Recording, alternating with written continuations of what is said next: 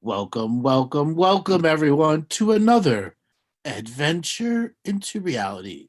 Today, I'm once again joined by my intrepid, mystical, magical co host, Martina Grubmueller. Hello, Andrew. Hello, guys. Good to be here. Good to be here, too. Today, we are looking at the ancient future now, how to make it real for you, how to implement it into your life. And then, for those that are new to the channel, what does ancient future now really mean? Martina, let's dive in with a fair warning to those that are new here. It is not that we're talking advanced or fast. We are talking context here. It's not about how many shows you've listened to in the moment. It's understanding that the flow Martina and I have are to define a subject matter at an eagle eyes point of view. We're not here to give you the layman's perspective because the layman's perspective is earned through your own studying. As the journey of studying into the nature of reality goes, it is the eagle eye that helps you leap forward in different pattern recognitions and have aha moments. So, Martina, let's delve into the ancient future now and what it can mean and begin to define this as context for the greater teaching. Yeah, and as you said, I'd like to keep it very simple because I've gone through a bit of a exploration into this of late. You know, I've never really looked at that, but now I started looking at my journey, and then I remember you saying that you have had many lifetimes that you actually planned out. You had to plan to be here. Yes. And so the ancient future now is something that you have been planning all those lifetimes over the last 54 million years or whatever your span is, right? So it's actually, we all have that. So every single one of us right now, sitting here, being here, is their ancient future now. To a previous perspective being who's gone on the journey of charting a course into the ancient future. So to be here and doing what I'm doing now, I would have planned roughly 600,000 lives ahead of time. Now, that's not just on this linear time. That's on many lateral, vertical, and horizontal timelines in which I began being part of the soul family of everything that's in this incarnational, reincarnational process. It's what made me uniquely special to be in the galactic historian role, having been soul family to all the karmic creators and offenders that are intimately, intricately interwoven within where we're at today now. And that journey in planning required many times in the fetus in the womb to act as the galactic fetus in the womb, as well as the universal fetus, to begin charting unique synchronicities through the different layers of the dream weave that was out there. Exactly.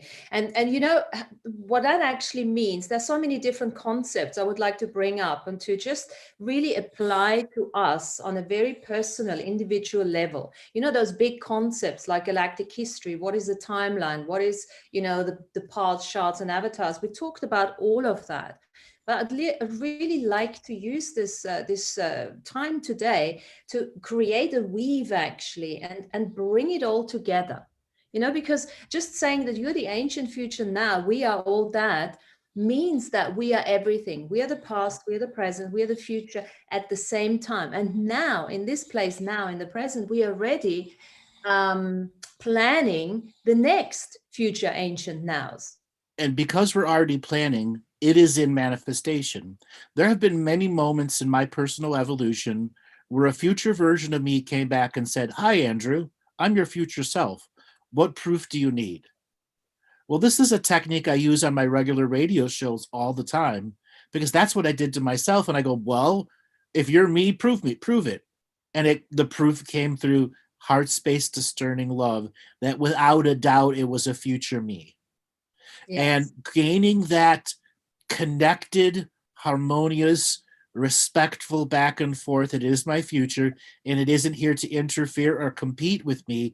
It's here to help me understand what the ancient future now can do for the Andrew in the now, who is technically the ancient future, waiting for it in acceptance. So this is adding the future element to that, because we are getting more and more, understanding the ideas of having the ancestral, going back to our ancestors and adding their wisdom, and starting to communicate with them. But it goes the other way around too. So actually getting into the future, bringing our future selves into this whole equation here. Okay. And then learning my future self could visit me. I need to go visit a past self. Yes. And just in like many of the shows, I have people go and visit their 2-year-old, the 4-year-old, the 6-year-old, the person that was just about to be abused or just after an abuse. That is time travel also. And when I allowed my ancient future to connect to me, and I took on the awareness of responsibility and the responsibility to my awareness, that I can communicate to past versions of me and say exactly, hello, past version of you, I am your future self. What proof do you need? Yeah. And then was able to make a connective tissue of interwoven connection between the past, present, and future, which allows it all to simultaneously exist in a non-competition, non-hierarchical format. Absolutely. So what comes to mind here is, that one tool that we often talk about is creating treatments into the future, because there is a relation to that. As you're creating, whoever's done a treatment into the future really has the understanding and the cognition when it gets to that time that you start feeling different, Right. because it's really actually connecting. And on my journey, when I learned Reiki 2, sending treatments forward in time to yourself, I took it to the next level. And I've talked about this on the show. And for people that are new to it, you can you can heal the past version of yourself, and you can heal the future version of yourself. So what I charted is 3 days ahead, 5 days ahead, 15 days ahead, 30 days ahead. And that every day between now and 30 days later, I was sending a 20-minute treatment forward in time to myself. Okay. Believe it or not, that's not that amount of hours. It's about 6 hours of work to do. Yeah. To do it for 30 hours, to do 30 days ahead of yourself. And then what is my future responsibility? To remember to accept it. To remember to accept it, and also to acknowledge it. So accept it, that's the precursor for it. And then when it actually happens, because I think that's the most difficult thing, because you actually start integrating it, then you become the energy of it, and then you forget to actually acknowledging it. Exactly. And that's important to acknowledge it, because otherwise it's almost like a waste of exercise. Right. And in Reiki, every time you give a treatment, you receive a treatment. So I'm sending a treatment forward in time, and I'm receiving a treatment.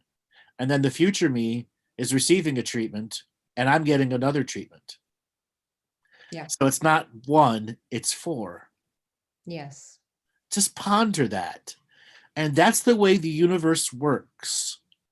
And it got to the point where my personal journey, I was sending treatments in time 6 to 8 months ahead of time for myself. It's what created my future capacity to see potential timelines out of choice, not out of random sight or semi-synchronistic visions that created a line of vision. I was able to immerse myself into my own timelines of potential. And it's what I was able to do when I see potentials in people's crown chakras. It's because I charted my own course into my future, and I didn't allow anything to course correct me that wasn't me. Yes. So this is now a good point where I actually want to talk about timelines with regards to all of that. Okay.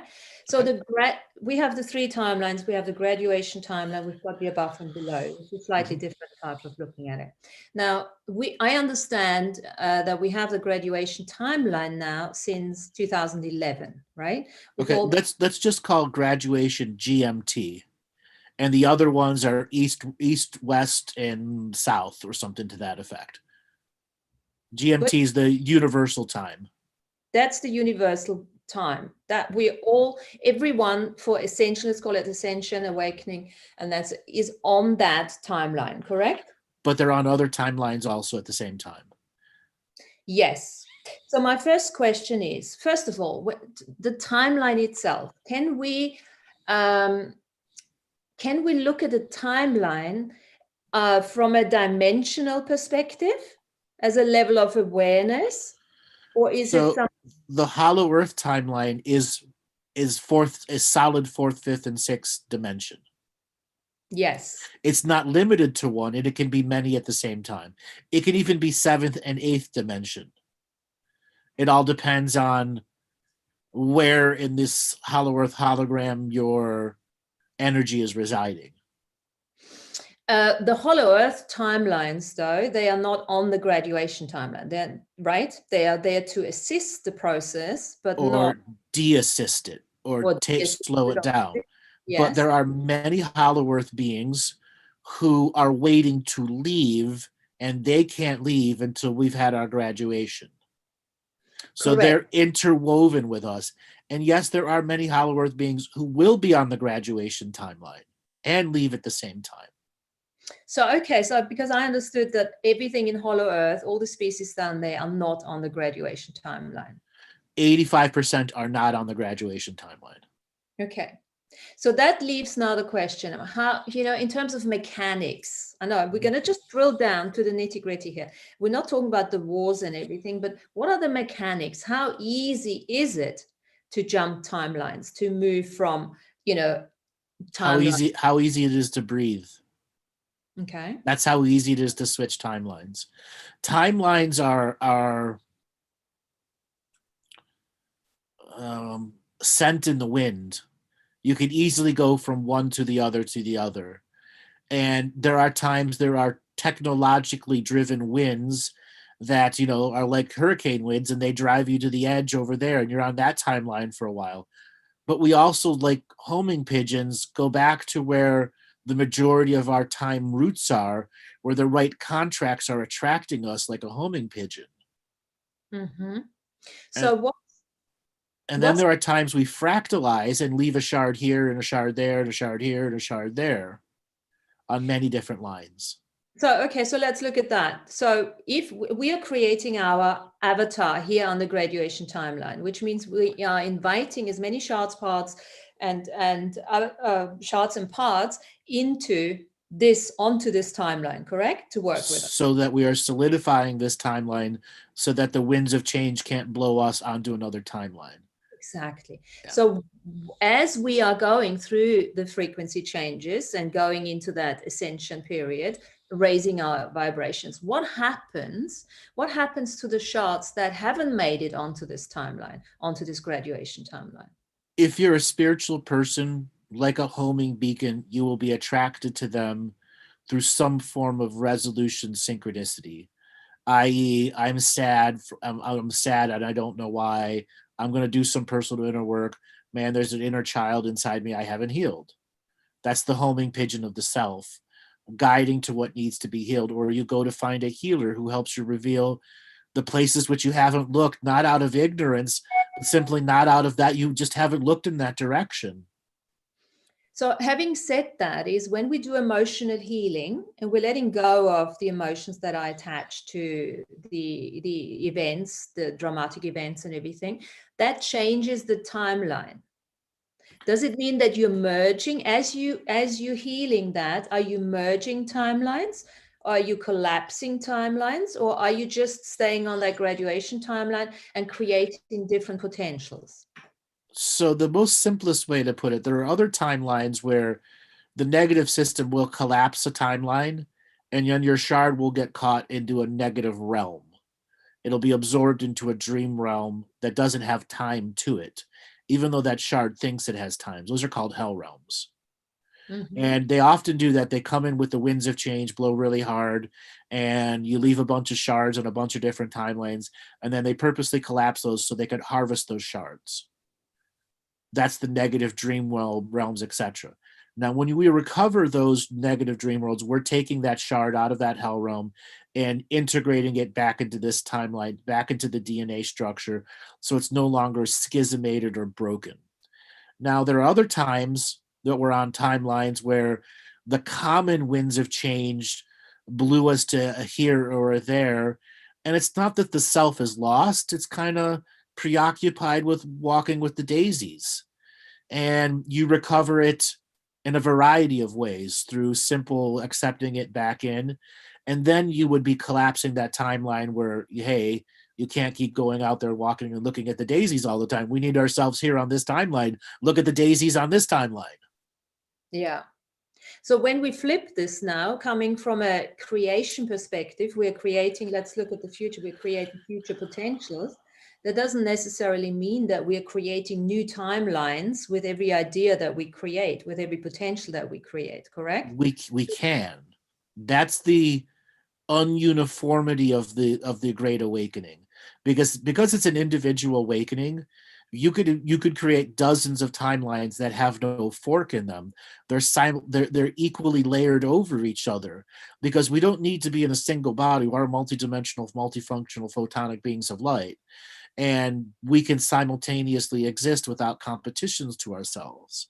So there can be a situation, even in unawareness, where you could be walking on several timelines on the graduation timeline, because that future potential is something your precognitive workforce has to explore, so that it may show something to you. Like, let's say you're a race car driver and you're really famous, and you decide, I don't want to do race car driving anymore, but I'm famous, and what am I going to do? What could you switch into that will still keep you on track of being a spiritually contracted famous person that has the potential to still connect to millions?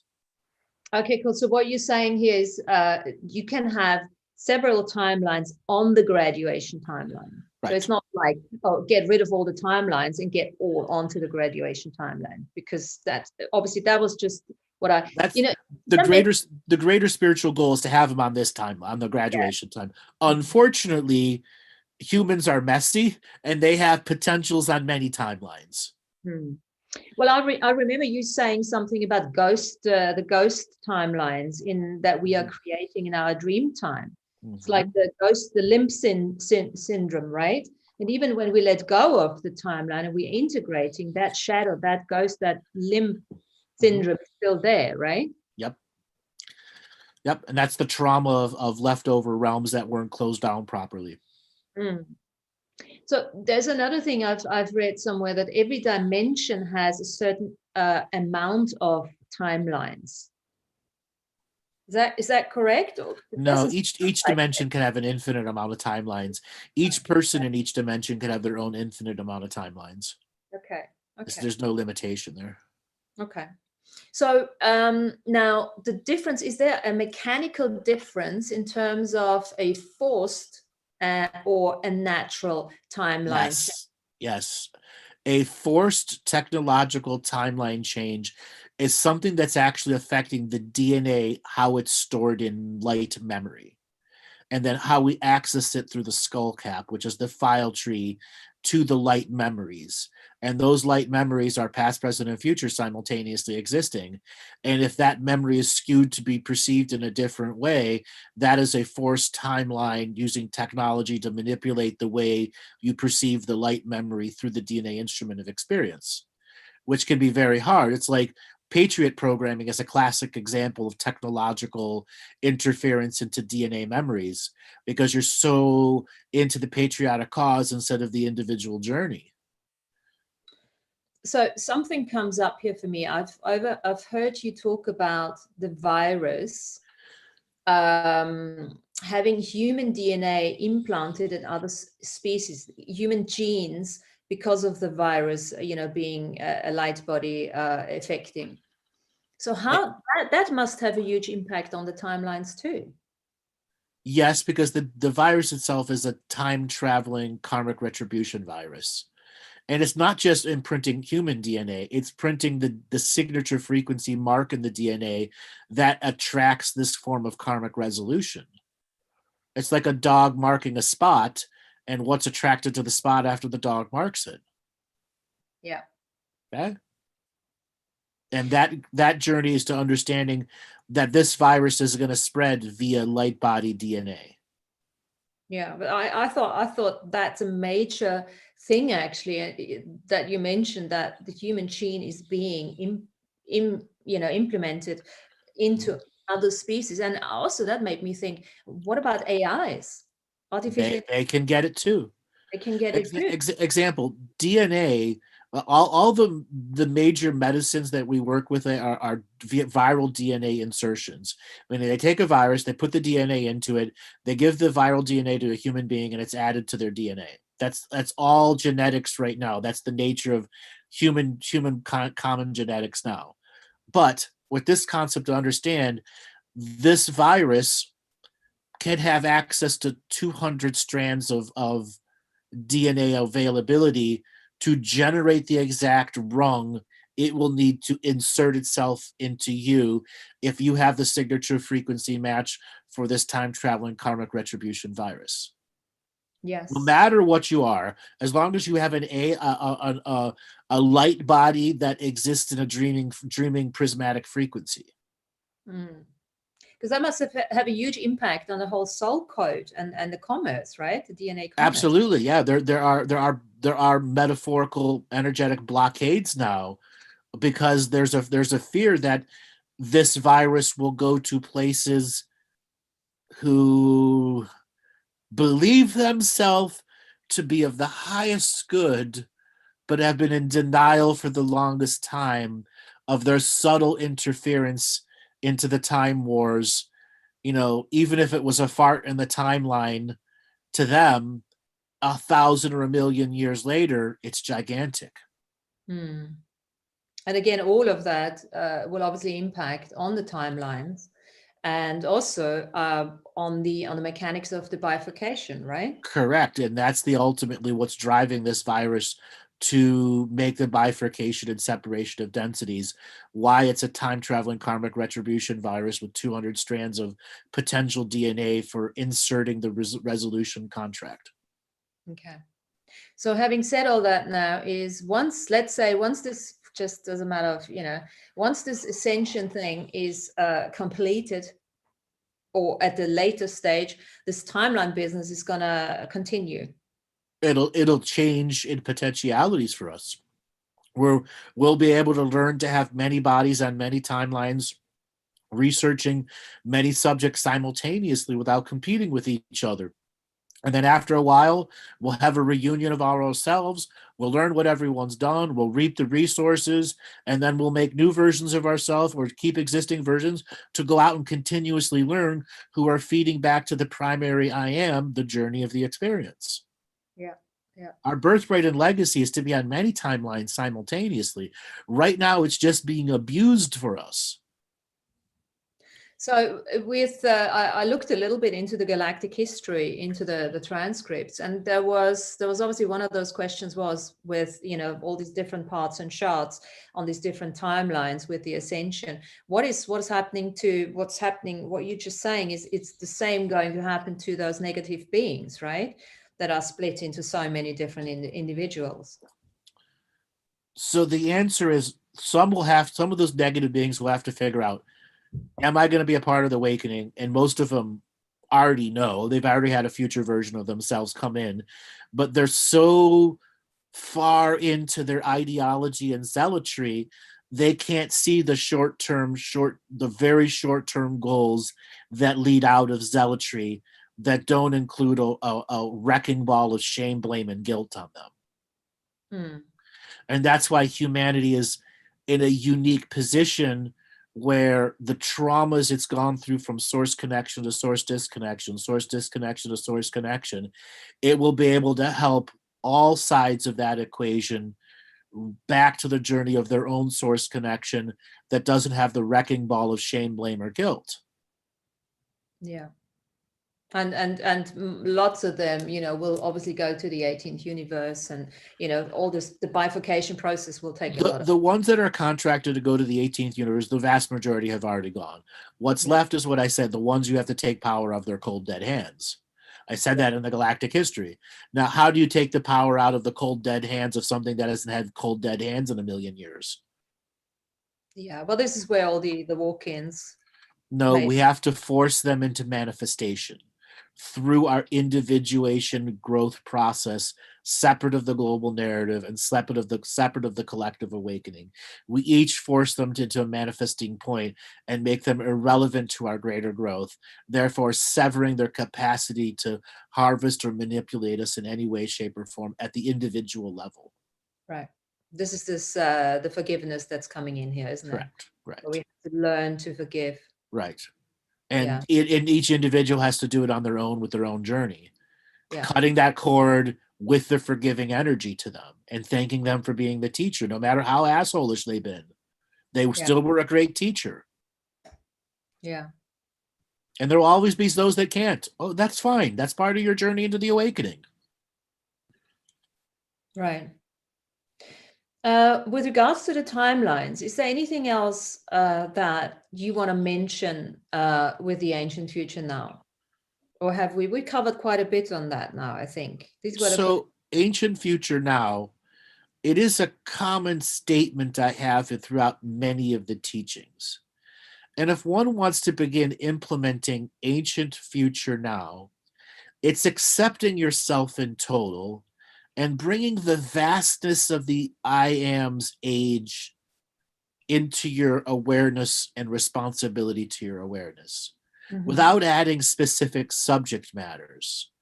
This is adding to the total potential of what you can think about in the moment of now. It's expanding your edge of unknowingness to allow knowingness, something from the future, has access to your field now. We are not limited to what we know now. We all know that we're more than we've heard, read, or studied. And that practice in implementing ancient future now is going, well, if I truly am all of my past, present, and future self simultaneously existing, all of my awareness is in my field. And what I have to do is go to my edge of the unknowingness and accept it without fear. And within that field of awareness is my pure knowingness. Yes. And what actually does that mean? What does pure knowingness actually mean? Because I've started to recognize now, this is actually the pattern recognition that you keep talking about. Yes. Knowingness is instantaneous pattern recognition, or as I call it, grandmaster of the obvious. Yeah. And it's a sensitivity, but not from a negative perspective, to the energies. It's almost like reading the energies. What you can work it from that perspective, or you can say, what is the pattern running? What very simple. What is somebody running? What pattern are they running? What is their community running? And stuff like that. I like to give a little bit more visceral definition than reading. Think of it as somebody that's blind reading Braille. So there's a far more visceral edge of the unknowingness, and I actually have to engage it so that I'm perceiving it in a reading process, but all the senses are a part of it from the body, because we can't enter it solely in the mind space. We can perceive some of it, but we will miss a tremendous amount of the pattern recognition if we don't include the rest of the body. Well, it's actually, you call it the DNA instrument of experience. It's called exactly for that reason, because it's that communication with the body, that feedback, right, from back and fro. Absolutely. And once we get back to self-mastery, which is including everything into the body, we begin to learn that the edge of the unknowingness, we've always been there. We've really always been there. It's just a matter of how much fear or how many seeds of doubt we've watered right on that edge. And also it's a matter of making sense. I like, we all talk about, oh, this doesn't make sense. What does that actually mean? Making sense. It means using all your senses that you are aware of and beyond. Right. So that a pattern recognition exists. Oftentimes when something doesn't make sense, there's a misfire in the information, or the way you're decoding it has a seed of doubt or a variety of other things that can create the misunderstanding. Exactly. And now there's also, I think one needs to mention, there's a difference in perceiving everything from everyone, taking it on like the old empathic, version of it, then to the new renaissance of feelings and emotions, to say, this is pattern recognition. Doesn't mean that I have to entangle with it, but you can see, you can call it what it is, right? Right. Car Daniel in the chat room, thank you so much. It's not making sense to your indoctrination. Yeah. Oftentimes our indoctrinated programs are what's saying, it doesn't make sense to me. Okay? Yeah. But, this is interesting because, and this is where past lives come in too, because pattern recognition is obviously what you got from here. And this is where the ancient future self comes back in, because as you start remembering your past lives, so if you've been lucky and had a session with Andrew or with other people who actually can, help you with that, you start seeing the patterns in your past lives, right? And then there's the situation. I remember having the session with you 2014 where, you were telling me all these funky things, being, I don't know, a Neanderthal. Galactic communicator, Neanderthal. Yes. What the hell, And I said to you, I remember saying to you, I actually wrote it down here. What am I supposed to be doing with this now? Right? And so I love that you tell me, and I'm so glad you did, because now I'm starting to understand what you're actually saying. But I was saying, and you were saying to me, and this is the sentence, yeah? I've written this down. What you were supposed to be doing now is not what you were supposed to be doing then. Now, it's a tricky sentence, yes. Yeah? So I was like, what I'm supposed to be doing now is what I'm supposed to be doing then. Yes, and that's big. Let's unplug that. What is that? What did you actually say there to me? That which I'm giving you as context is to not influence you in a direct action of who you are today. It is just there of the many things you've done, just like when you have your resume. I was a banker, I was I was a gas person, I worked in the oil industry. You've had many careers, and the career you're applying for this IM lifetime isn't a repeat of that. It's a hybrid of many of them, maybe, or none of them. That's exactly what I, understood over the years. It wasn't saying, okay, just because you've been a Knights Templar in 1530, yeah, called something different, doesn't mean that you have to be a Knights Templar now. But look at the pattern. Yes. Right? Look at the, what does the Knights Templar do? Secret societies. What is that? What is the pattern in that? Why have I been a seeker of mystery schools for so long? What is that? What's behind that? And this what's that eagle eye perspective in the pattern recognition? Yeah. Right. And that wasn't saying in one, I have to be a Mason this life. No, fuck that. Absolutely not. Yeah. But there is this interest because it's innately in my lineage, in my DNA. And it came with lots of other things. I remember you asking me, what do you remember about your mom's, grandmother? I could remember nothing, nothing, no interest either. And that was part of that pattern recognition for you saying, well, obviously not, because you've been kicked out of the Masons, right? And all sorts of things, and I'm like, whoa. Which, of course, now leads me to another thing. The secret societies, they're still very much running the show here. How has that changed, actually? That's a question for me, almost personally. I want to know. The secret societies don't run the show. They're just the apparatus that takes orders. Okay. They're the thugs. They're not the leaders. And I will turn the phrase from David Icke. This world is owned by psychopaths and run by idiots. Yeah. It's the hollow earth that tells the oligarchs of the surface what to do, and it's the oligarchs of the surface who tell the idiots to implement it.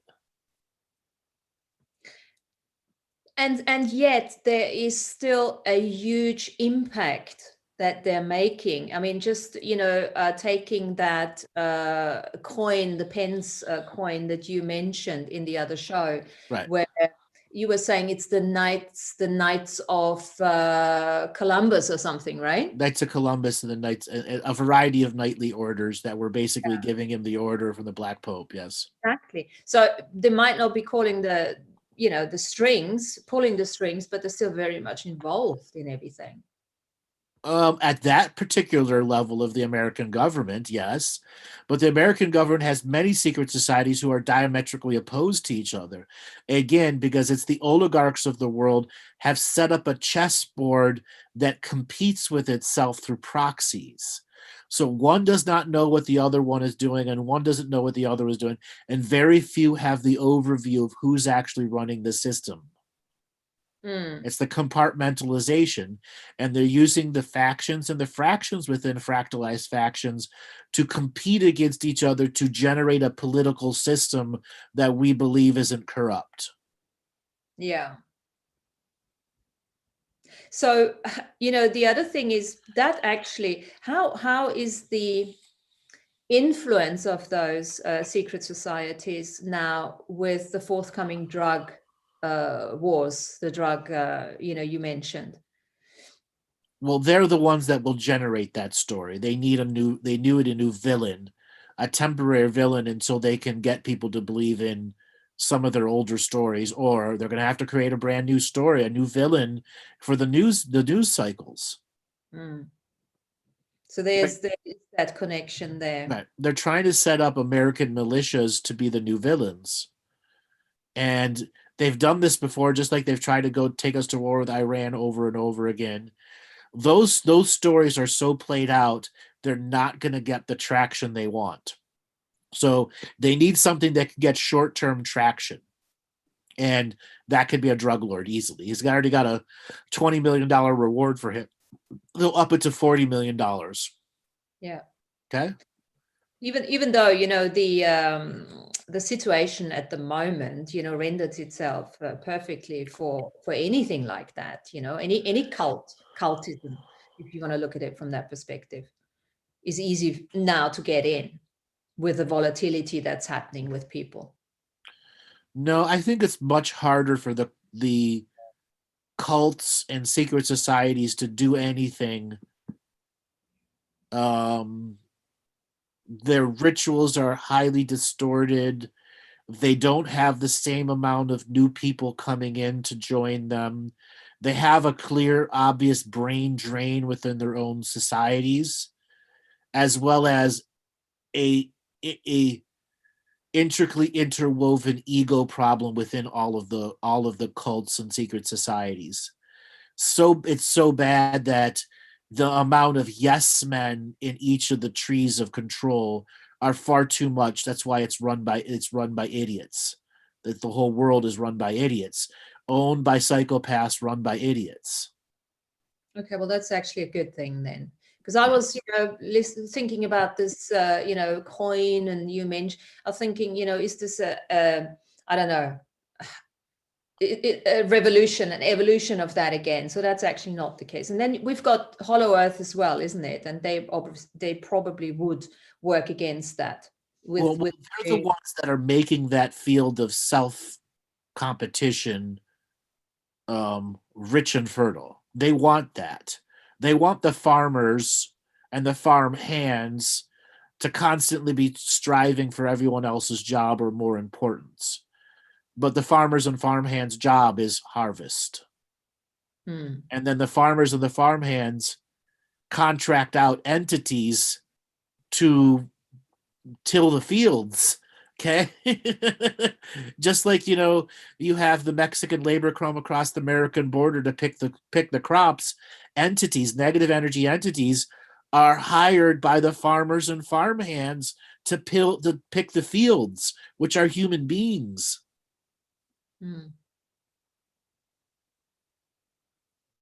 Okay. And there's an entire society of entities, living and unliving, that are economically interwoven to the systems contracting and hiring them to be harvesters.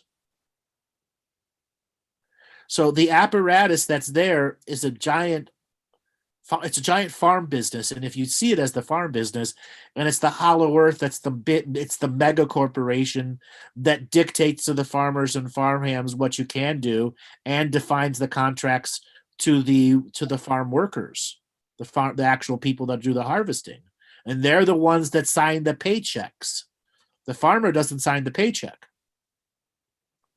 So there's just now to sit back and actually see what's happening with the new management down there. Correct. What changes will be. you know. Yeah. And in the meantime, getting back to doing your own individual journey of self-mastery, not to entangle with all of that. And of course, there's another side to Hollow Earth too, where you can actually work with the species down there, with the benevolent guardians and guides. Absolutely. There's benevolent ones that are down there too. Just remember they're interwoven to the greater political process there. That doesn't make them inherently bad or inherently good. It just makes them inherently entangled with the situation. Yeah. Okay. And part of the individuated awakening to the greater truths, which is making the system irrelevant to you, is to understand, yeah, a lot of people want to know about this information, but once you know it, now what? If you become paranoid to it, you overlook at it, you've lost your journey into your awakening. It just has to be background contextual data as you're moving forward. Yes, the world is controlled. Yes, there's a way for me to function and navigate through it through my self-mastery. And as far as I'm concerned, ignorance is no longer bliss. You have to get informed so that you can make an informed choice, as far as I'm concerned, because there's so much happening in dream time where you're actually interacting with those beings in Hollow Earth. And if you're not knowing what you're doing, and if you have absolutely no intention and attention to focus into a certain direction that is actually useful for you to create more lives, you can plan your lives in a positive, you're fucked, right? Right. No longer will blissfully ignorant get out of jail free. That as part of the awakening, blissfully ignorant is a choice. And as long as it's defined as a choice in the Great Awakening, you are saying I'm awake or I'm not. Ignorance is saying, nah, I'm not awake right now. Self-mastery, self-healing, self-nurturing aren't relevant enough for me to look into it and do something with it. All of these other subjects are far more relevant to me. Yeah. And that's fine. I mean, that's all part of the distraction. That's part of it's part of the journey of not really. I think in my revocation, I wrote something like magic is in the heart, in the gut, in the brain, and it comes through the journey of commitment, and it comes through the journey of discipline. You know, it gets created in all your systems through that journey of mastery.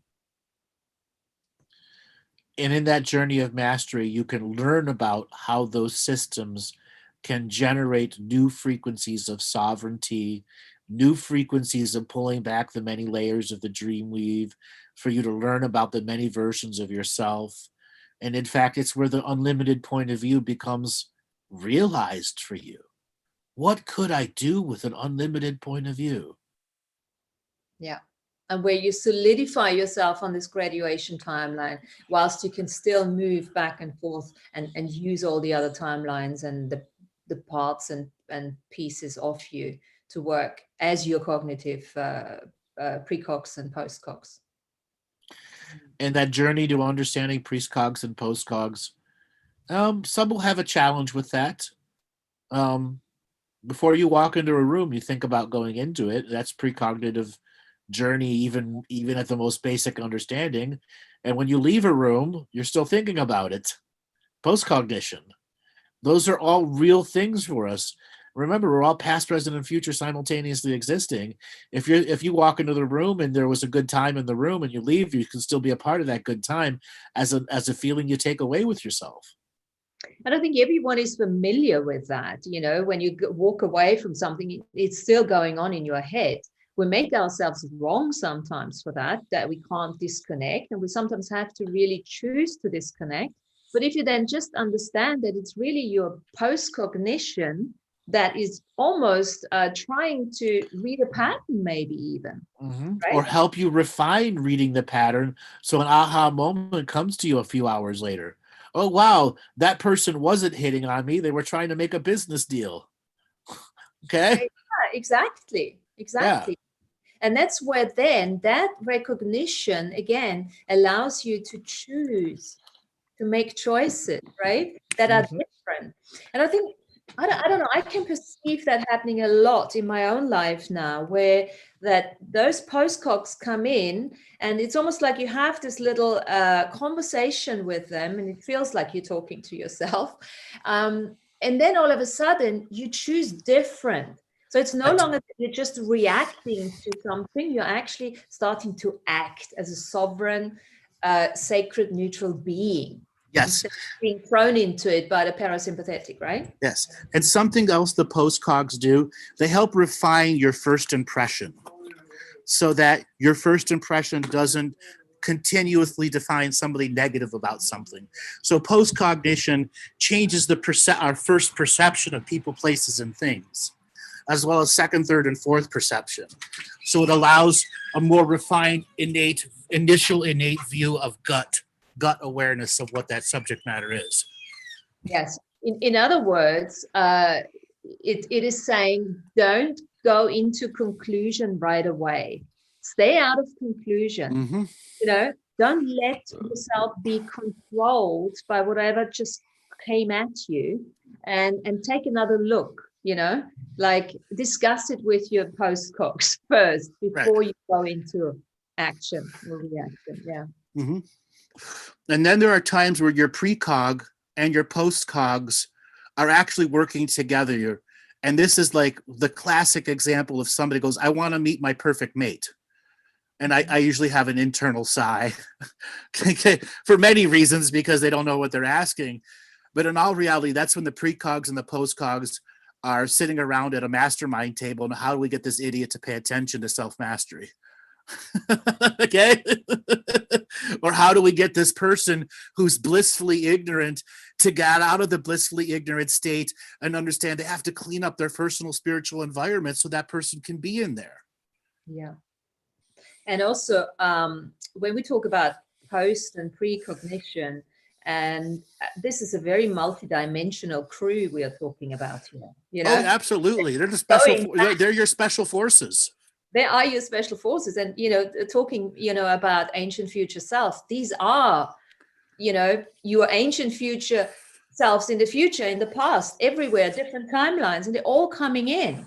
This is your crew. This is your this is your team. Yeah. Right. And they're equal co-creation, non-competition, non-hierarchical emanated sources who are there to help counsel you out of the different states of conclusions and judgments and whatever else is skewing your perception of perspectives.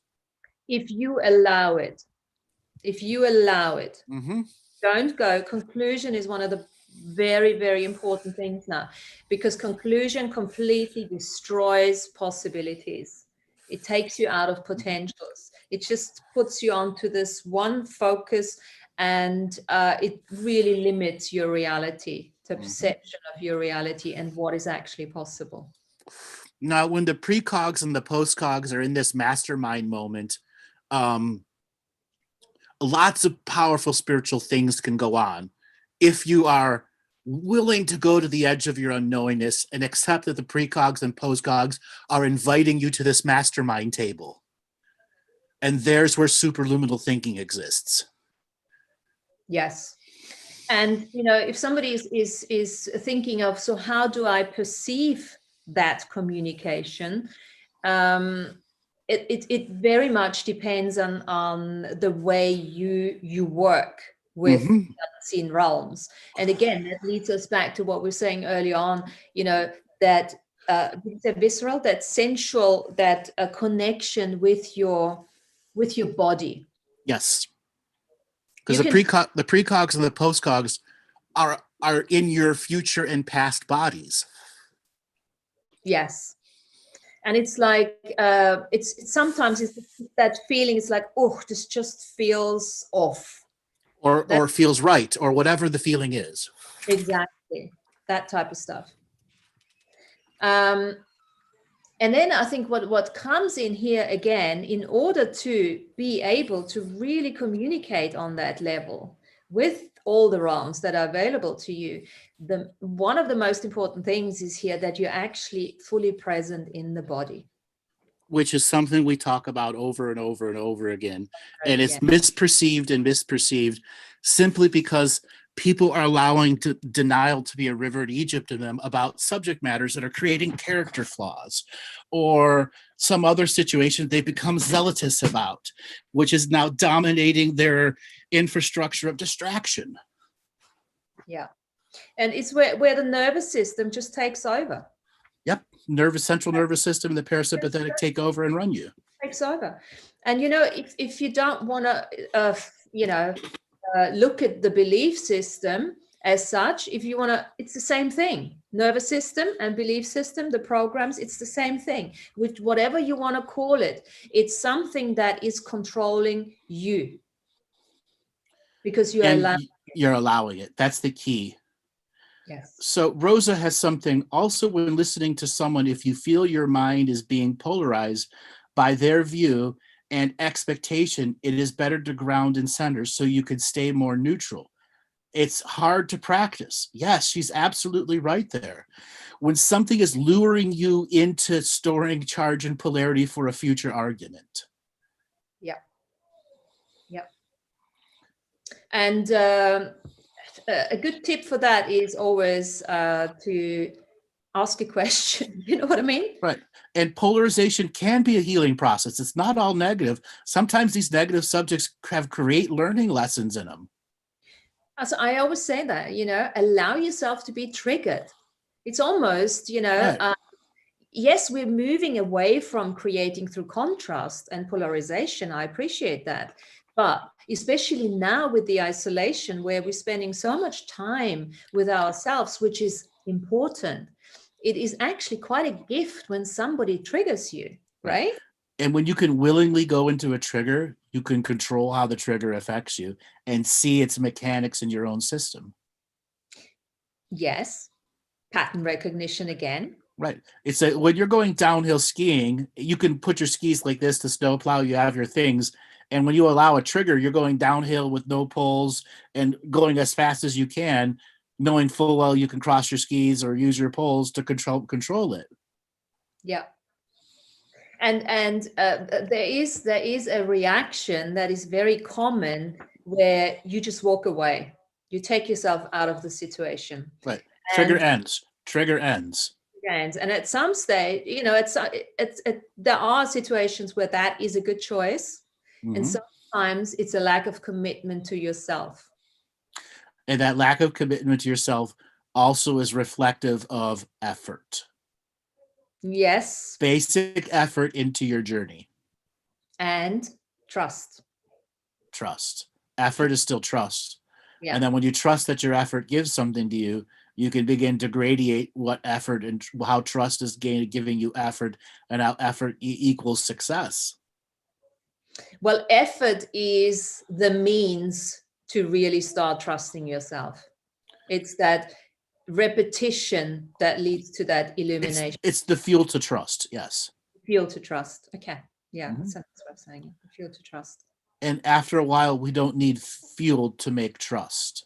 It's a knowingness. But it's a bit of a journey, guys. Oh yeah, definitely. It's a journey. Okay.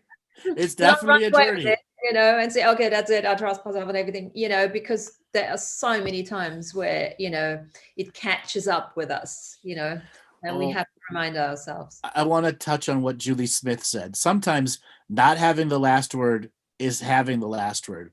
Unfortunately, in human society, having the last word that isn't the last word, it's still engaging charge and polarity because there's such a generational ego that comes with having the last word in a debate factor. Okay. And it's a generational and epigenetic trauma, actually, having to have the last word. There are certain family structures that if I don't have the last word, the argument goes on forever. Yeah. Yeah. And it's a perfect opportunity to learn to listen, you know, to take yourself back and see where you're at from an ego perspective. And then there are people that simply, they think they're letting it go, but they're just storing charge and polarity for the later argument. And knowing how you store charge and polarity is about learning to do these self-audits through spiritual hygiene. Yes. And again, the body will come in and it will tell you, you know, with intensities of any kind that there's something is off. you know, and you've gone too far into that polarization. You need to get back into balance. You need to let go of the baggage. Okay. So I want to quote somebody, Rosa, here in the chat room. I literally, hold on one second. I literally usually want to understand because it also has to do with intention. The word understand is a tricky, slippery slope. Yes. And understand can take you down some very negative processes that are not about intention. So you have to understand the word understand and the subtle processes that are within the programs that are forcing an understanding. Well, this is again back to pattern recognition. You know, I mean, I've been one of those big time. I want to understand everything. You know, and it can really throw you off your path. It can really throw you into that polarization, and you can actually run almost like onto a timeline that takes you nowhere. You know, you and I've had many wordy type debates about the word understand, as well as the semantics of understanding and how it influences our spiritual process and beliefs. Well, understanding is not thinking, and understanding is not pattern recognition. And it is a form of competition. And conclusion. And it's actually in the word. I think we talked about that before. It's that understanding. It's every time you understand something, how somebody else perceives something and works, you have to almost get into their psyche, which can be limiting for yourself. That's why sometimes it feels so heavy to try to understand somebody, because you're no longer equally walking hand in hand next to each other. You almost have to stand under that person in order to get it. But just back to the hierarchical system of servitude. System, exactly. That's better than competition. It's the hierarchical system. And you do that not from a place of, because you do it from a place of kindness almost, you know. We try to understand others in order to fit in, make them fit in, or yourself. And that's obviously no longer appropriate in times like now. Right. That's still compartmentalizing. Yeah. And again, it throws you out of your authentic individuation. Right. And it actually prevents authentic individuation. Well, absolutely. So there's a different word for understanding, you know. Which other words do we have for understanding? It's just like listening, acknowledging, honoring, witnessing, that type of stuff. These are the words I rather use now, unless, you know. I'm going to look up the thesaurus. Understanding, making sense, not appreciate, recognize, realize, acknowledge, know, accept. Yeah, accept, allowance. That's the one I like. But appreciation is good. I appreciate that. Yeah, thank you. Means nothing really. And appreciation has no conclusion in it. Exactly. It's an open-ended. There's no control in any way. Right. Because you see, this is the other thing. As you understand somebody, you give them the feeling that it's okay the way they think, even though it's limiting in a way. It's actually not helping them as you, the empowerer, for them to think beyond their limitations. It's almost it's a form of control. It's like that cat biting its own tail. You're controlling each other with understanding. It's also codependent. Codependent, yes. Yes, codependency. Get locked in a codependent debate and argument. Because you don't trust somebody, you know, or you feel, obviously, you don't trust yourself. You know. Therefore, you conform to the reality and allow servitude as a process instead of sovereignty. And you add to the mediocrity of this reality. You're actually not out creating what's going on. Marie Janowski, I no longer need to understand. I am learning to just accept. It is a long, long journey. Beautifully put, darling. Beautifully put. Yeah. And you know, as you start really emanating that teaching, that sentence, you can actually totally out-created, and listen to somebody. You don't have to understand it. You even find it interesting. Yes. Instead of understanding, it's interesting. It's interesting. Yeah, yes. It's like, wow, wow. But it takes a lot of, also, you got to get rid of your ego, because I think this is one of those things, you know, somebody is saying something and you deeply do know it's crap. Yeah. And there's no judgment in that. And well, crap is a judgment. And we have to understand not all judgment is bad. Yes. So let's say it's knowingness, you trust and everything. Right. Is it required for you to pass on that knowingness? Or can no, you just no. That's the tricky slope of entering the debate and argument again. I know. It's tough. But there are times where you just have to know. I mean, look, you know that, because you have so many conversations where you just sit there and say nothing, whilst you could say 1,000 things. Right. As an example, I get asked about other people's material all the time. And I generally don't say anything about it, not because I have anything bad or positive to say, is I don't want to engage into that process at all, because that's their material. Now, earlier today on Facebook, somebody was asking me about the Cobra material. And in my depth of knowingness, I know it's galactic babble bullshit stuff. You go back to his 2012 to 2013, 2014, 2015 stuff. He was so wrong about everything. It's ridiculous. And he led a lot of people down some really dark areas. And then he tried to sell you silver that was blessed by Pleiadians while he's manipulating the silver fucking market. Okay, and then in saying all this stuff that just led people down some dark spots. Now I responded to that out of my own knowingness, not as a conclusion and judgment and saying that. I just stated my perception and perspective that he's done these things out of my own pattern recognition.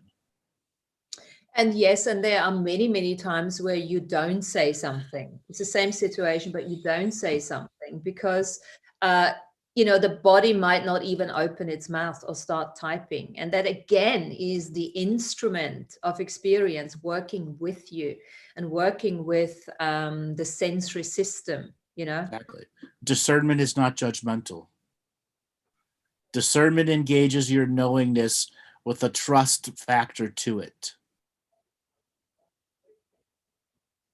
Yeah. And it's being in allowance. And at the same time, it's actually, it's acknowledging universal law in a way. Yes. That everything happens for a reason. You don't know what contracts these people have. They're just living out their contracts, right? Right. Even in that Facebook statement, I said, if you enjoy listening to him, enjoy listening to him. That's your discerning journey. Yeah. And sometimes, I don't know how many bloody times in my life I had to do and to go through things in order to learn the hard way in the beginning, because everything is a learning, everything is a teaching at the end of the day. Mm-hmm. I want to thank Maddie Waller. Sometimes what Andrew does not say says more. Hold on a second. The chat was says more what he does if you're paying attention. Absolutely. That's another pattern recognition thing. Yes. Yeah. What I don't say has a big inflammation.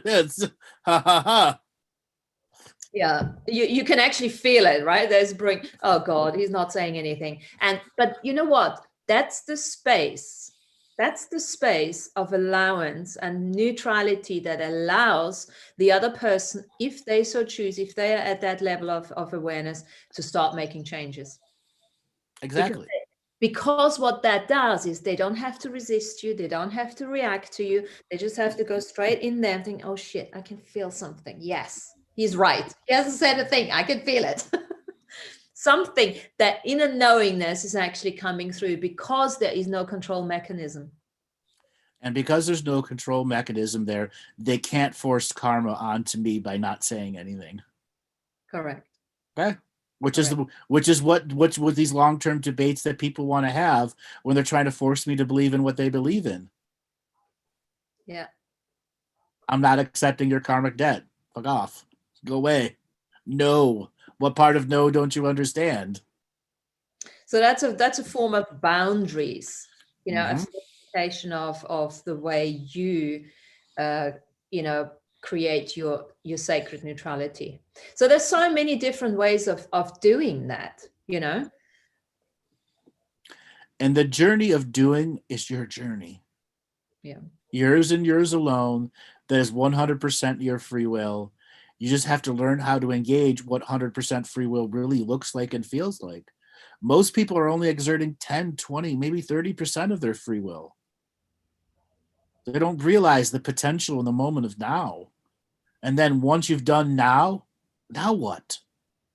What's your strategy? What's your grander pattern recognition? You can't always live in the now. The now is past, present, and future. Yeah. So Eckhart Tolle, fuck you. Okay, power of now. Now what? Okay, now what, Eckhart? You gave nothing for the future. No, come on, Eckhart. No. As he teaches us to be in the now, we can then actually start the journey to understand. He fundamentally left out a significant portion because he stopped practicing now. And I'm ragging on Eckhart because he did that. He did that at a time where now what should have been his next set of books instead of Power of Now Everywhere, and it's only about now for 30 years. Right. So there's no planning for the future. There's no now what. Yeah. Okay. Yeah.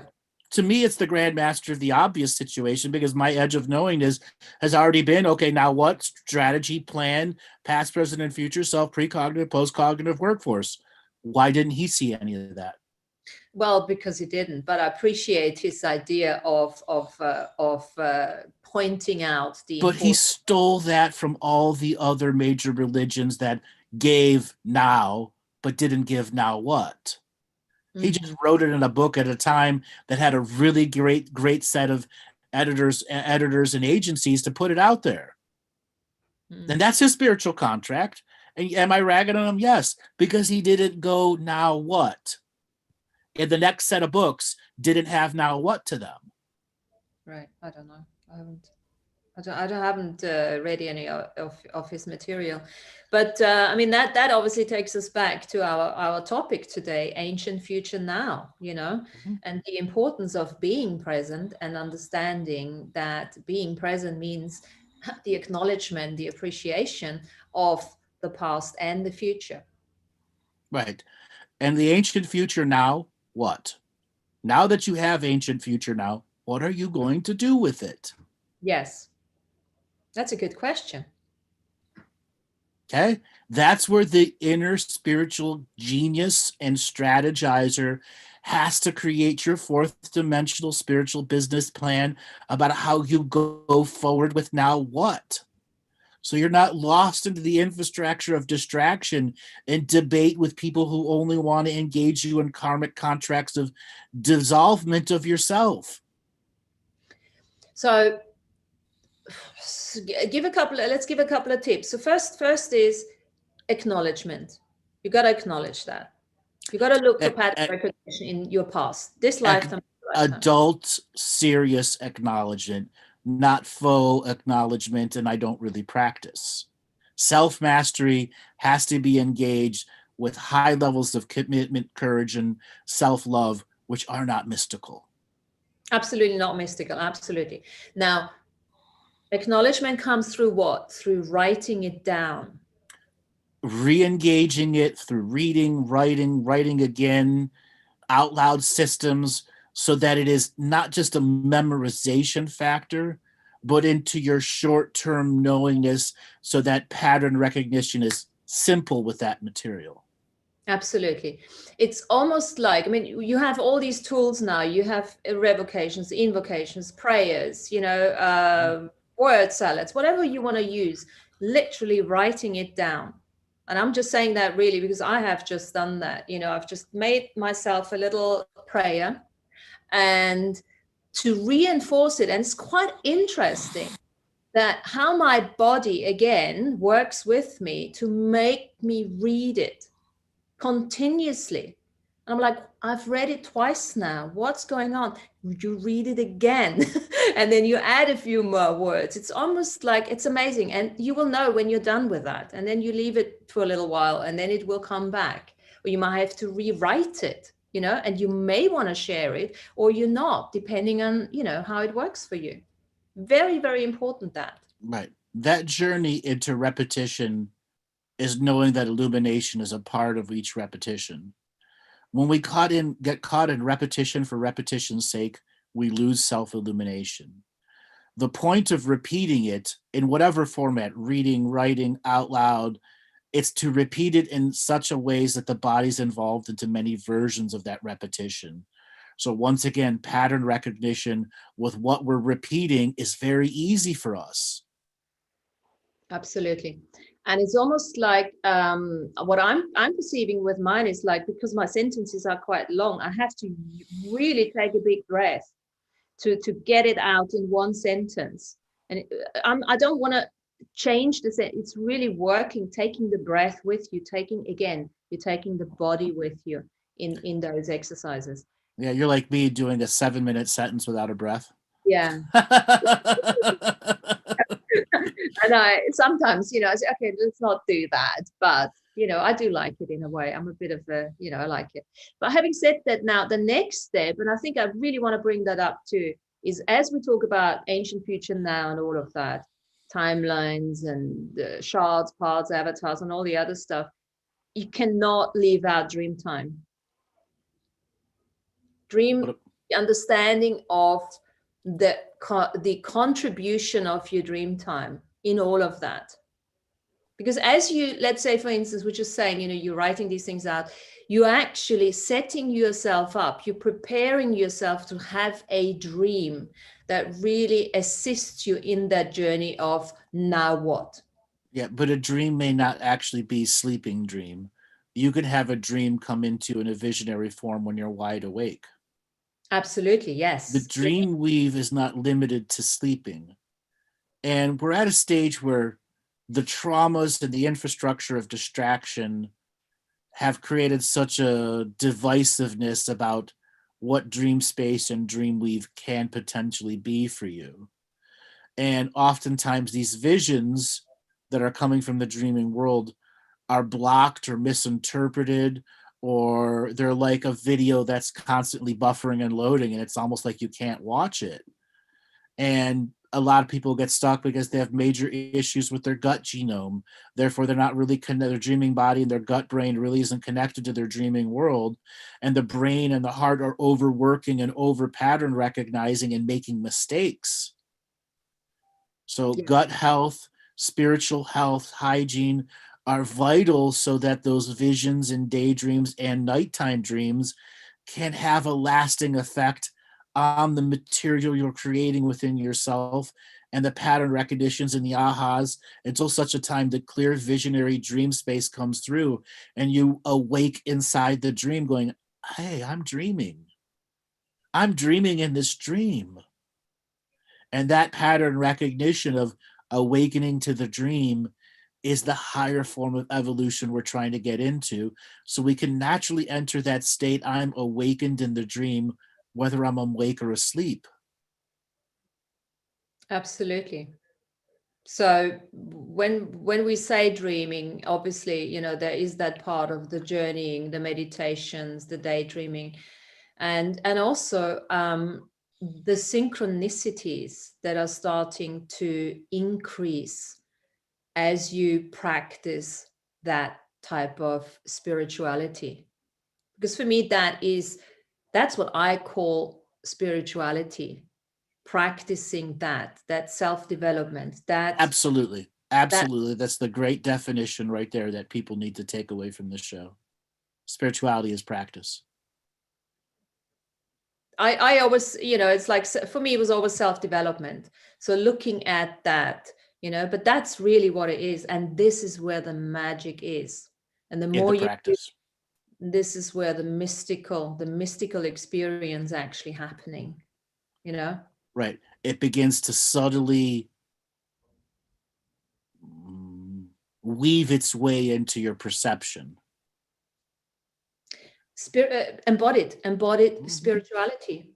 And again, it's not going to weave itself into your perception if you are distracting, if you're curiosity learning, and if you're not allowing yourself to be in that place of stillness at times where these things actually can come in.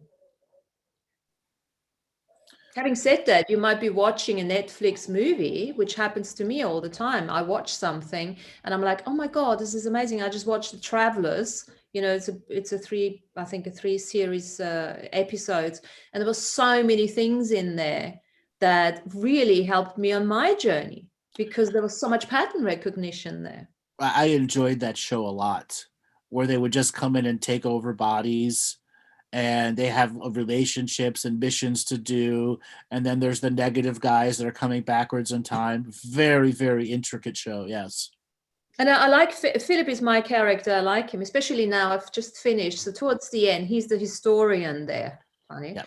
And at the end, where he's actually saying, I don't know when it was made, he's actually saying he can't focus on he can't tell the timeline anymore. And as he walks, having had all these uploads, you can see the timelines are mixing up. He can see this happening, this potentially happening there, and this potential happening there, and everything. And he chooses not to use any drugs at the end, and really uses the focus, uses the stillness. He starts meditating to actually work. Travelers, yeah. Yeah, the show is called Travelers, and it's on Netflix right now. It originally was on NBC for 2 seasons, or 1 season, and then Netflix took it over for the last 2 seasons. Yeah, and it was sad when it ended. They could have easily gone on 2 more seasons and finished off some of the greater concepts that were there. How they brought technology back from the future, and the technology in the past wasn't good enough to run future technology, and then they had to bypass and make future technology with existing shitty parts. And in the end, they all went back again to a certain specific time and just started all over again, saying, right. Fuck this, we're not doing it anymore. I'm just going to be a nurse now in this hospital. I'm just going to experience some love here, Right. And I'm just going to integrate myself into the timeline because I'm not an actual physical body from a future. I'm a consciousness that took over a body that was about to die, and we rescued it from death because we have technology that can bring people much better technology that can stop death. And really start enjoying what this planet has to offer. I always love when they come through and then they eat for the first time. It's like, oh, hot dog. Right. Or they get into an old body instead of a young body. I know. It is like, whoa. It's really fun to look at it. And all these little bits of soft disclosure, hard disclosure, it's all cool. The other thing, there's so much out there about AIs at the moment, and the integration into human life and living, humanoid living. It's fantastic. It's really good stuff out there. So all of that is not necessarily a distraction. So don't beat yourself up if you watch a bit of that too. So the term is everything in moderation, including moderation. When we can take that on to actually mean something to our greater journey, we allow ourselves far more latitude and longitude and vertical and horizontal perceptions of the many things we can do in our unlimited journey. And it's back to the trust journey. If you and it's not an addiction. There's a difference between, feeling addicted, where you take yourself out, where you try to escape the reality, or you watch something like that actually contributes to your pattern recognition for your own life and others. Wonderful. Well, Martina, we've been talking for 1 hour and 20 minutes straight. I think that's not our record, but I think if there's anyone that's going to transcribe it, they're going to have a brain meltdown somewhere. Transcribe the script, if anybody does it. Yes. So we're going to take some calls now. So Robert's going to put some information up on the screen. And if you are listening on Facebook, YouTube, Twitter, Twits, and want to be a part of the call-in situation, all the information is on the screen for you to come and join the Zoom room. There's the meeting ID, the passcode. Now, if you also want to dial in via your phone, you can dial in via a US number, a Canada number, a United Kingdom, or Australia number. And the way you do that is you enter the Zoom room, click on the participant buttons, and click raise your hand. Now, we are asking people that are calling in to ask about today's show. If you want to have a more cognitive session, call into the Thursday shows. That's the open call-in one. Today, we're talking about ancient, future, now, the responsibilities, and everything we've talked about on the show. So let's see who's going out. We've got a bunch of people that have already raised their hand, and we encourage everyone that's in the chat room right now to step to the edge of your unknowingness and say, I can raise my hand. I can do it. I can engage in the wheel of collars. All right, Robert, let's spin up the wheel of collars and see who wants to have a talk with us. Okie doke. First caller will be Cusitino, Ohm's iPhone. Ohm's Cusitino iPhone.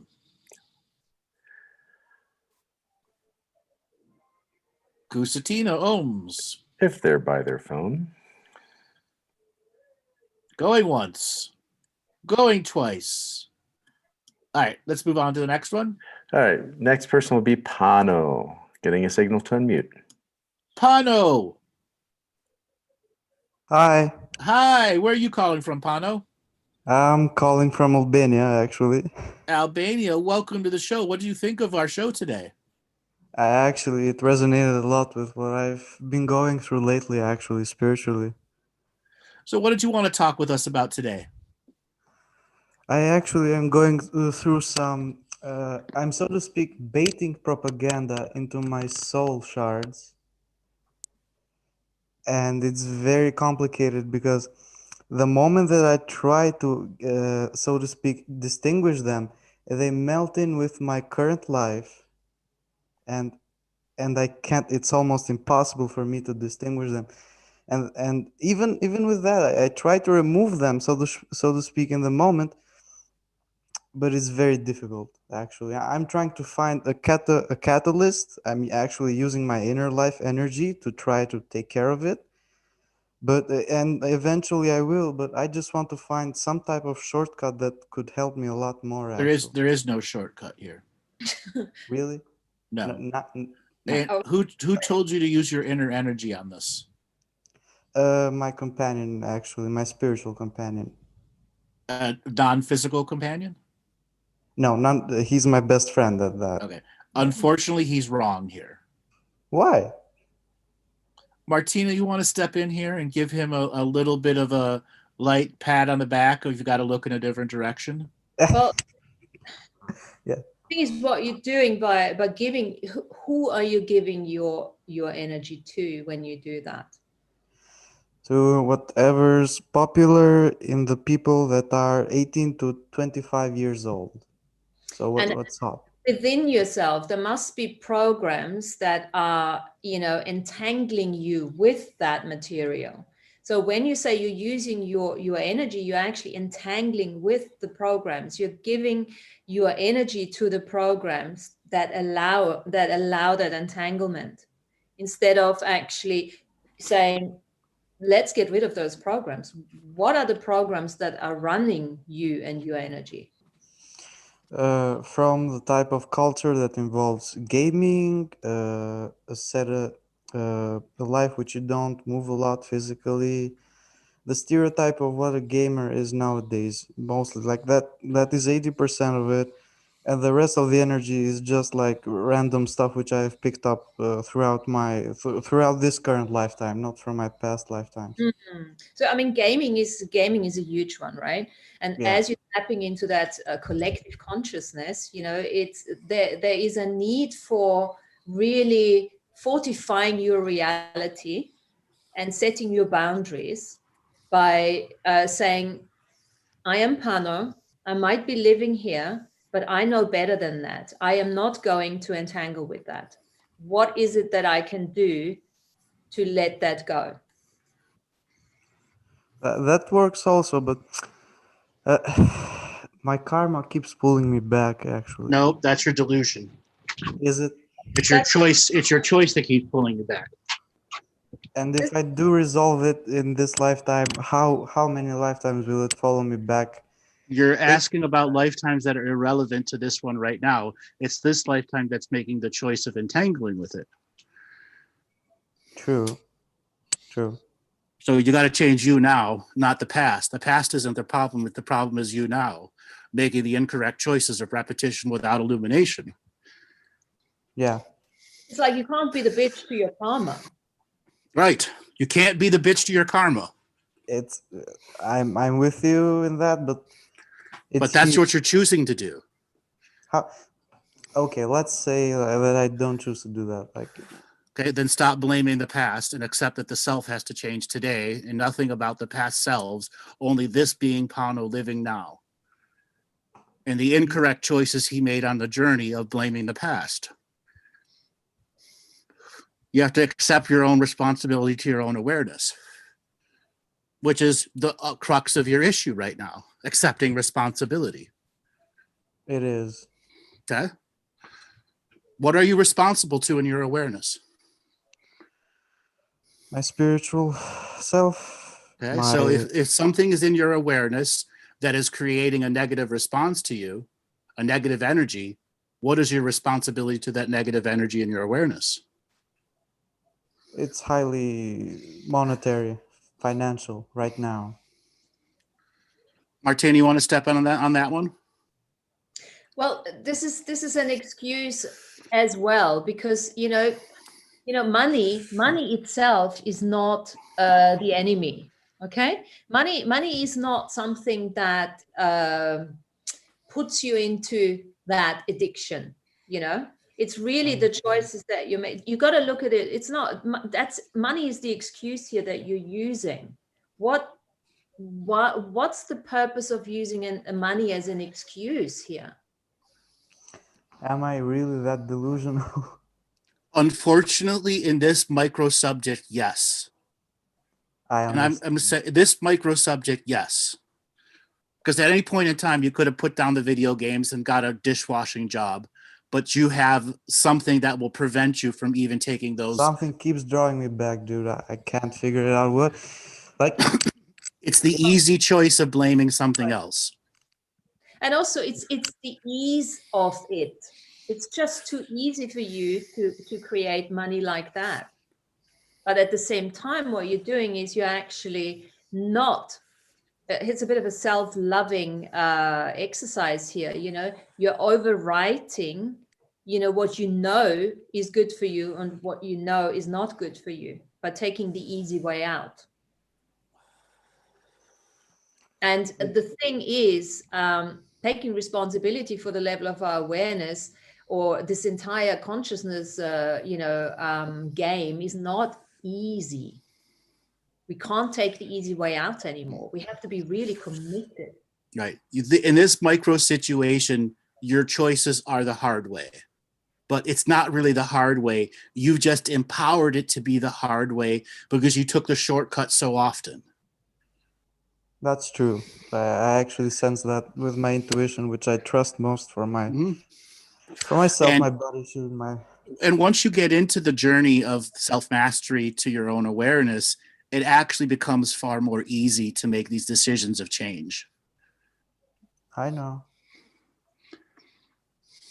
So how can your ancient future self assist you with that?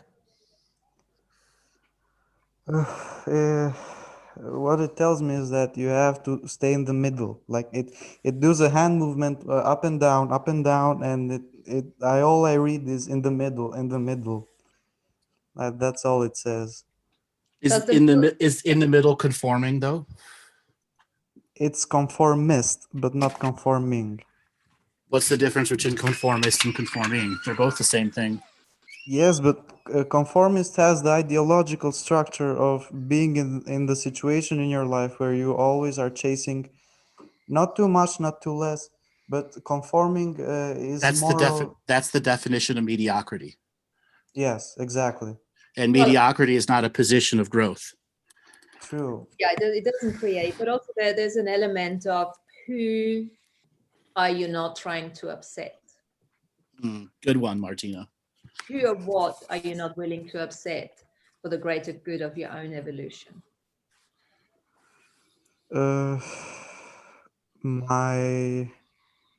What's the word? Not my ego specifically. Although in the past it used to be blatantly my ego. Now I would say my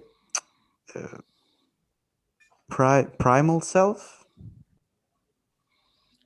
And who else? That's all, to be honest. Outside of yourself here. You've been conforming for so long, you can't even see your other options that are a part of the choices here. Yes, that's true. You've reached a comfort level where it's easy for you to exist at that stage and not grow.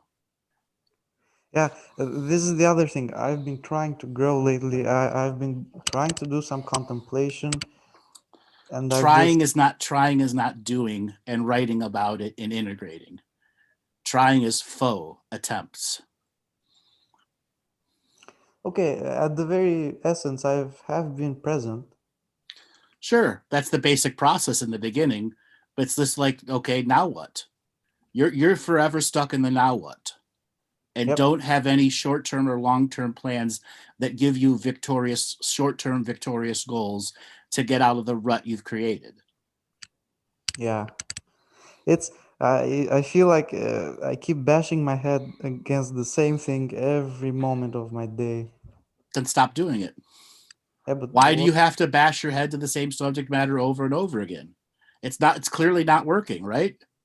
It's like it's not like it's not working, but It's not working to your judgment of success. my judgment of 100% success. But you can't start with 100% success. You're still in a conforming state. Yeah, that's a paradox. But that paradox is easily unraveled. It's like How? question number one: are you actually willing to be that different that you could be? Yes, of course, 100%. You would Stop saying 100%. Go ahead, Of Martina. course, truly. If you're willing to be different, yeah, then how many people would you have to leave behind? I love that, Martina. Great one. 5. Are you? My 5 closest relatives, yes. So it's- I would look at that from a very sacred, neutral perspective. Just look at where you're allowing yourself to be held back by the non-choices that you're choosing. It's gonna be a rough one for me, Yes. of course, but Yeah. for everyone else around me. And Exactly. Are you willing to be that? yeah, of Catalyst course. change, Pano, for yourself and for others. The conformist does not create change. It drags others people along on the old path. Are you a leader? I think Of course. Yes, I am. Then lead yourself out of the conforming state and be a lone wolf willing to run ahead of the pack of conformists. Look, you can still allow the rebel to ride the lone wolf sometimes. And you can still enjoy their company. Oh, totally. You just can't obsess with their conformity. no, not at all. What I'm trying to do is align both of them together. In the beginning, you can't. Why not? Because you can't do everything at once because you're conforming still. You have to actually get the short-term successes of separation and go through the hard part so that you understand what the hard part is. I'm willing to do that. I have no problem with going through the hard But you part. do. Innately you do, or you would have already been there. I have been there. As long as you keep committing to others, you cannot commit to yourself. And let's use your 100% here. It's impossible. It starts with a commitment to the self. This is then what opens you up to be available as a contribution to others. And this is the stubbornness in your own self about change, which is involving stubborn ego and vanity. Vanity is a big part, of course, but it's not even the problem here, is it? There's also a misinterpretation of kindness, darling. I know. Misinterpretation. But This how? is not kindness. It's not kindness to yourself. I would suggest you just re-listen. There were a couple of very good things we've said here. Re-listen to it a couple of times. I definitely will. Get really clear to you. All right, brother. Thanks a lot for calling in. We got to move on to the next call. Thank you, Andrew. You're welcome. You're a good teacher to a lot of people. Thank you. You All right. too. All right, Robert, let's spin up the wheel of callers and see who's next. Okay, Matthew Aller, you're up next with Andrew and Martina. Matt, Hey, how you doing today? I'm good, man. How are you? Hey, I like your thing. Let's all be weirdos. I came from a conversation on the Earth Nouveau show that we had. Hey, Martina. Hi, darling. How we So, doing? what did you think of today's show? Yeah, it was good, man. I like it when you touch on these subjects. Very, very good. It inspires me a lot. So, what did you want to talk to us about? Okay, so I know you've covered a lot of this on the on some previous shows, but I wanted to talk about precogs and postcogs, and pertaining to a conversation we've had before. The difference. I'd like to discuss the difference between effort versus control, with regards to the pre and post cognitive process for an aware, multidimensional, individualized being. So, in other words, when one consciously engages the post and precogs for one's own process, what are the mechanics? Because sometimes we don't get what we want, even when we think we know how to create. Because it's not in our greater good. Usually, when you don't get what you want, there's an expectation you're enforcing onto the precogs and the postcogs. And instantly, the precogs and the postcogs are going to reject your expectation of control and are going to give you the potential timelines that are right and true for the authentic you, who's not in interpretation of expectation, which is creating the law of limitation. So the need to control creates an expectation that limits the precogs and the postcogs. When you're invited to the mastermind table of precogs and postcogs, you can't have an agenda going in. Any agenda. And that's the control. Well, understanding why you have to have an agenda. Go ahead, Martina. It's almost like, I look at the pre and postcogs as teachers. They are my facilitators. They are parts of me that know stuff, and there is a teaching in that too. The teaching is that for us to look at control is always a limitation. There's actually, when you look at control, it's a lie that we've bought in this reality. There's no such thing. You can't control anything, really, because everything that you control will control you back. Absolutely. With the outcome, Andrew just said, it's the expectation game. And it's and control is very intriguing because it's got so many different masks. And you would never consider certain control mechanisms, or I never thought that is control. But it's the opposite of allowance. It's the opposite of not expecting, going to that place of the edge of unknowingness. Right. And the subtleties of it can be implemented in our effort process. So within our effort process, we can be exercising a form of control. Well, unfortunately, the effort process still can have shame, blame, and guilt, as well as vanity and stubbornness behind it. Yeah. There are many people that believe they're doing A+ work. In all reality, they're doing D- or F work. And that's a vanity process that's going to limit their capacity for the effort. And then there are people that believe they've let go of control. Maybe they've done an ayahuasca journey or something. But as long as you have 1/1000th of a microgram of control, you're still in control. And you're not on the edge of the unknowingness. You're far from the edge of the unknowingness. And that's where we can create a self-delusion. And the other side of effort can actually be very joyful.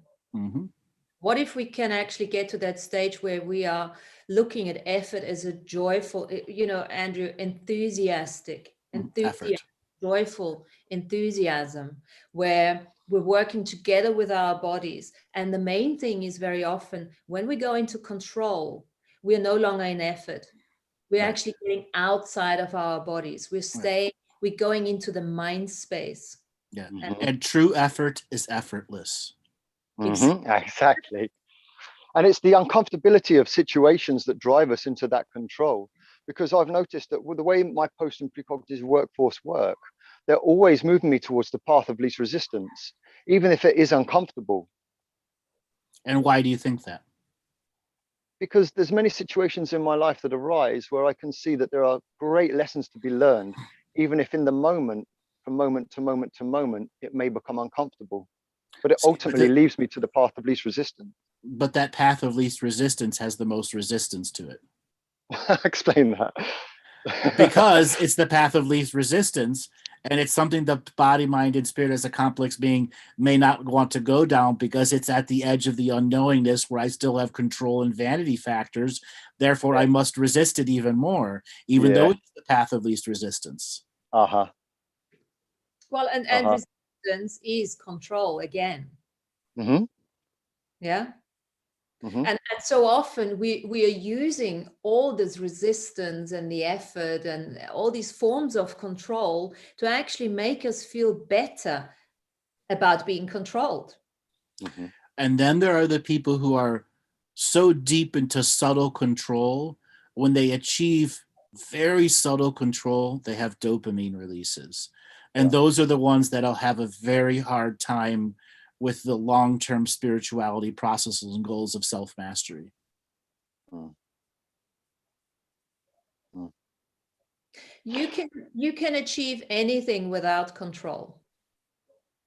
What's it going to take? Absolutely. What's it going to take? Yeah. Yeah. And that's what your precogs and postcogs are trying to teach you, to get you out of resistance, to get you out of that form of resistance. So who and what are you trying to control in your life? That's a question to keep asking until. And you can begin to neutralize and neuter control in its many waveforms by learning to emanate equal co-creation, non-competition, non-hierarchical order, non-duality, non-separation, I am dreaming, now being. Mm-hmm. And making that not just a mantra, but a method of emanating that energy into your auric field so that it begins to neutralize and neuter those energies, those subtle energies of control.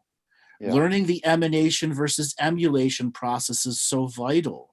Because if you're emulating something, you're not really doing it. When you're emanating, you're really doing it. Mm-hmm.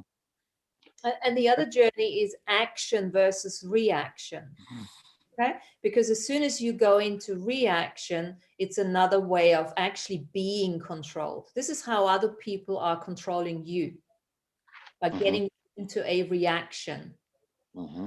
And we can no longer we can choose obviously to do that, but the choice is to no longer allow others to control us to that extent, so that we are going continuously into reaction or resistance. Exactly. You know what it's like, tears, humor, joy. There's so many things you can diffuse that type of control, or be blunt, be very blunt in a very kind manner. Mm-hmm. You see, I find these subtle moments, because for me, I marvel at the way the post and precognitive workforce work, because it always feels as though there's a level of resistance, and I feel I'm on my journey, well and good, but there's always, or sometimes, there's a level of resistance to that which presents itself, and it feels like it's that element of control that just stops the flow. So the pre and post cogs are you. They are matter, right? Of course. So where are you resisting yourself? What are you resisting within yourself? The uncomfortable situations that arise through choices that I've made in the past. Right. Which means you have to go back to the journey of forgiveness. Just exactly. Why are you resisting forgiveness? Because there's being shame. A perfectionist. Because there's shame, blame, and guilt behind it. The perfectionist is just the reason you don't want to go back. Because it's perfect in your mind. It's perfectly dealt. Because in your mind, it's perfectly dealt with already. But the perfectionists are going, "Oh no, it's not. It's not perfectly dealt with." Yeah. Absolutely. And it's also, you can go back to what we're talking about today. Is you are your ancient future self today. Mm-hmm. So how can you use that? Think of it as a treatment at some stage in your life, many times in your life, other lifetimes, dimensions, galaxies. You've made treatments, you've given yourself treatments to be here now for this ascension, for this amazing time, to be the contributor that you actually are. What is there for you to beat yourself up about, man? Yeah, not a lot. Here, if you wouldn't have looked at lots of that stuff, and the rest is just joyful effort. It is. and I enjoy that a lot. I'm just trying to get in my mind. I'm trying to understand the etiquette on how to, or overstand. I like to use that. The Rastas like to use the word overstand. I stand over instead of under. I'm just trying to understand the etiquette in which one addresses the post and precognitive workforce. There is no etiquette, and just using the term etiquette is you enforcing a set of rules that you have to understand them through. Gotcha. And that makes so much sense.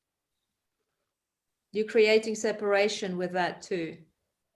What if there is no separation between you and them? So it's an effortless flow. Correct, but you're creating blockages through the need to understand, the need to have an etiquette. They don't need that. They're you already. They know you. The etiquette is you trust the universe. Do you understand, Andrew? The greater question here is I'm trying to figure out for myself and others how we ask for what it is that we want. Don't ask for others first thing. Ask for yourself. I mean for anybody else that's listening to the show. Andrew. No. It's fundamental for you on your journey. Stop asking for others. Okay. Ask for yourself. Yourself is already capable of asking for others by asking for yourself and what yourself needs, and therefore everyone else will resonate or not resonate to what it is that you're asking. Perfect. Did you understand the question, Andrew? Yes, I absolutely do, and I gave you the fundamental reason why you're having so much issues with it, because you're still asking for others. Ask for yourself, and when yourself gets the answers, let everyone else interpret and resonate with their own free will instead of giving them an understanding shortcut for them. Perfect. Beautiful. Well, that's what I call the regurgitating teacher. Yeah. You learn it and instant repeat it. No, process it for days, weeks, months, and years. Yeah. And being okay with not knowing, Josh Dippold just mentioned, which is okay, which is important too. Be okay with not knowing. I know it's a tough one for me too. Well, that is the trust process, isn't it? But there's also, on an element of self-mastery, there is an element of learning, a process of learning, rather than, that's why my initial question was the difference between effort versus control. You see, learning is also I had an interesting lifelong, relationship with learning, which again, very similar energy to what you're bringing forward here is until I actually stopped using the word learning, because it continuously put me into that polarization that I don't know enough yet. And there's somebody out there that knows more than me. So what if that is not the case? So stop using maybe the word learning and just acknowledge that everything that is already within you, and there's not really anything to learn, but just to acknowledge, to recognize, to appreciate, to find interesting. You know what I mean? It puts you into a different energy. It does. All right, Maddie. Thanks a lot for calling in. All right, brother. Thanks. Nice one, buddy. Take care. See you tomorrow, Martina. Yep. Cheers, bye. All right, Martina, we're at the end of the show. We packed full of stuff. People that are transcribing this, their heads are going to be blowing up and their crown chakras are going to be like volcanoes. So why don't you give a way for people to get a hold of you? Synchronistic is my website, www.co.uk. And we, of course, have our Earth Nouveau shows tomorrow, every Wednesday, 5 o'clock, where we get together and we explore consciousness. So it would be nice to see you there. And you all know who I am. I'm Andrew Bartzis. You can connect to me on Facebook, YouTube, Twitter, Twitch, and a variety of other places. We will be back, not this Thursday. I may be this Thursday once again with another show with David Ellis talking about business. Everyone go onto the website and sign up for the email list if you haven't done it. If not, we will get an email out really fast if we're going to do a Thursday or Friday show with David, continuing on the business conversation and topics. If not, we will be back next Thursday. I encourage you to hit the like button and subscribe to the YouTube channel, and go ahead and make a comment on the different pages that you are watching about this. We do look for interesting comments and people. Thanks a lot, everyone. We'll catch you soon. Bye.